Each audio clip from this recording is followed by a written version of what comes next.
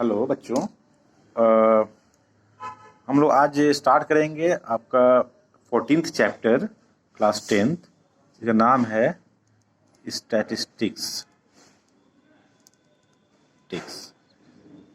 ठीक है, ये चैप्टर आपका 14th चैप्टर है और क्लास 9 में भी हमने जो पढ़ा है उससे थोड़ा आगे पढ़ेंगे। आप जानते हैं कि स्टैटिस्टिक्स में हम डाटा की बात करते हैं, डेटा की बात करते हैं और interpretation of data, tabulation of data, ऐसा हम लोग पहले सीख चुके हैं। डेटा को group distribution frequency table, ungroup distribution frequency table में हम लोग इकट्ठा करने के बाद फिर उसका ग्राफिकल रिप्रेजेंटेशन किया हम लोगों ने, जिससे हम लोगों ने बार ग्राफ बनाया, फ्रीक्वेंसी पॉलीगॉन बनाया और बाद में हिस्टोग्राम बनाया। तो ये सब चीज़ें आपने क्लास 9 में ऑलरेडी पढ़ चुके हैं। और क्लास 9 में लास्ट में आपने पढ़ा था मीन मीडियन मोड। आपको याद होगा, लास्ट में आपने पढ़ा था क्लास 9 में 3 चीज़ें। क्या पढ़ा था आपने? मीन, सेकेंड पढ़ा आपने मीडियन, और लास्ट में आपने क्या पढ़ा था? थर्ड चीज़ मोड। तीसरा आपने पढ़ा था मोड। ठीक है, तो ये चीज़ें आप ऑलरेडी पढ़ चुके हैं। ये चीज़ें क्या हैं? तो कलेक्टिवली इसे हम लोग कहते हैं measure of central tendency. Measures of central tendency. इसका मतलब क्या है? What is the meaning of measures of central tendency? इसका मतलब ये है कि किसी भी डेटा का सेंट्रल पोजीशन क्या है। सेंट्रल पोजीशन मतलब कि ये एक ऐसा वैल्यू होता है जिसको जानने के बाद आप उस डेटा के बारे में पूरा एक ओवरऑल नॉलेज कर पाते हैं कि what is the data, and आपको उसके बारे में अच्छा डेटा है, बुरा डेटा है, या फिर आपके यूज़ का डेटा है कि नहीं या नहीं है, जो भी है आप देखते हैं कि क्या होता है centre of measures of central tendency. एक एग्जांपल लेते हैं। सपोज एक स्टूडेंट है सोहेल, ठीक है, और एक स्टूडेंट है मनीष। अब ये दो बच्चे हैं, ठीक है। अब इन दो बच्चों ने मार्क्स लाए हैं किन सब्जेक्ट्स में? सपोज हिंदी में मार्क्स, मैथ्स में मार्क्स, इंग्लिश में और साइंस में। ठीक है, सपोज 4 सब्जेक्ट लेते हैं हम लोग। तो इन बच्चों के ऐसे ऐसे मार्क्स है 4 सब्जेक्ट में। Out of 20, suppose out of 20 इसको हिंदी में मिला है 16, इसको मिला है 18। मैथ्स में आउट ऑफ 20 सपोज इसको मिला है 15, इसको मिला है 14। इंग्लिश में आउट ऑफ 20 इसको मिला है 18, इसको मिला है 17। और साइंस में सपोज इसको मिला है आउट ऑफ 80 17, इसको मिला है 15। अब ये दो बच्चे हैं। अब इन दो बच्चों के मार्क्स आपको मैंने दे दिए हैं एक टेबल बना के। अब कंपेयर करना है कि किसका परफॉर्मेंस अच्छा है, ज़्यादा है।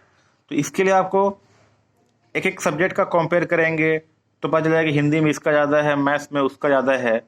लेकिन ओवरऑल किसका बढ़िया है ये जानने के लिए हमको एक ऐसा वैल्यू होना चाहिए जिसको एक बार में बोल दे कि नहीं, सोहेल ने अच्छा परफॉर्म किया है ना मनीष ने अच्छा परफॉर्म किया है। ठीक है, तो एक वैल्यू मिल जाने से हमको इजी हो जाएगा कि ये बोलना कि किसका अच्छा है।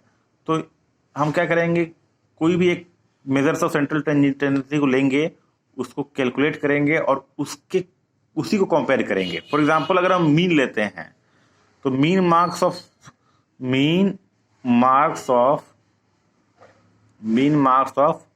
सोहेल। तो सोहेल का मीन मार्क्स का क्या होगा? तो आप जानते हैं ना कि मीन क्या होता है? सम ऑफ ऑब्जर्वेशन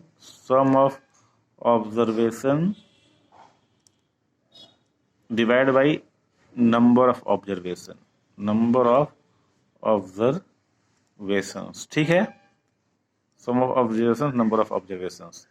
तो यानी कि जो जो हैं तो उनको ऐड करके मीन निकालेंगे। तो हिंदी है तो हिंदी का मार्क्स लिखो, प्लस मैथ्स में 15 है लिखो, प्लस इंग्लिश में 18 आया है और साइंस में आया है 17। टोटल कितने हो गए सब्जेक्ट्स हैं? 4 हैं, तो नीचे 4 लिखते हैं हम लोग, ठीक है। उसके बाद जोड़ेंगे तो 8 7 15 5 26, इट इज 26, 2 3 4 5 60, हाँ, डिवाइड बाई 4। इसको वैल्यू लाओगे आप पॉइंट्स में तो कितना हो जाएगा ये? 1 जा 2 6, 6 जा 0.5, कितना आया? तो मीन ऑफ सोहेल कितना आया आपका? 16.5। अब मनीष का निकालते हैं मीन। तो mean of marks of Manish वही होगा आपका sum of observations divide by number of observations. तो उसके मार्क्स देखेंगे पहले, तो 18 14 17 15, तो कितना है ये? 18 14 17 15 डिवाइडेड बाई 4, क्योंकि यहाँ पर 4 ही है तो 4 करेंगे। अब फिर इसको ऐड करो, तो 88 प्लस 4 12 प्लस 7 19 प्लस 5 24, 4 हुआ ये, 2 लगा रिमाइंडर, तो 2 3 4 5 6 64/4। तो इसको आप लाया आपने, करोगे तो कितना आएगा? 16 आएगा। तो मीन ऑफ मनीष कितना हो जाएगा आपका? 16। तब क्या देख रहे हो? इस बच्चे का मीन कितना है? 16.5, और इस बच्चे का मीन कितना है? 16। तो अब आपके पास दोनों का मीन मार्क्स है, एवरेज मार्क्स है। ये मीन क्या है? वही है आपका परसेंटेज। जैसे आपको अभी क्लास 9 में आपको रिपोर्ट कार्ड मिला है और सबने अपना अपना परसेंटेज लिखा हुआ था, आपने देखा। इवन आपका अटेंडेंस का परसेंटेज भी इसमें मेंशन था। तो उस परसेंटेज से आप ये कंपेयर कर सकते हैं कि आपका क्या परफॉर्मेंस है, आपके फ्रेंड का परफॉर्मेंस आपसे अच्छा है। तो ये सब एक वैल्यू थी, जैसे आपका परसेंटेज भी एक वैल्यू है, ये भी एक वैल्यू है। अब ये वैल्यू मिलने के बाद हम समझ गए हैं कि मनीष का परफॉर्मेंस कम है और सोहेल का परफॉर्मेंस ज़्यादा है। ज़्यादा नहीं है, 0.5 ही ज़्यादा है, फिर भी सोहेल का परफॉर्मेंस ज़्यादा है। जबकि ये टेबल देख के हम आसानी से नहीं कह सकते थे कि किस बच्चे का परफॉर्मेंस अच्छा है। तो इसीलिए मेजर ऑफ सेंट्रल टेंडेंसी का यूज किया जाता है बहुत सारे डेटा को कंपेयर करने में, कैलकुलेट करने में।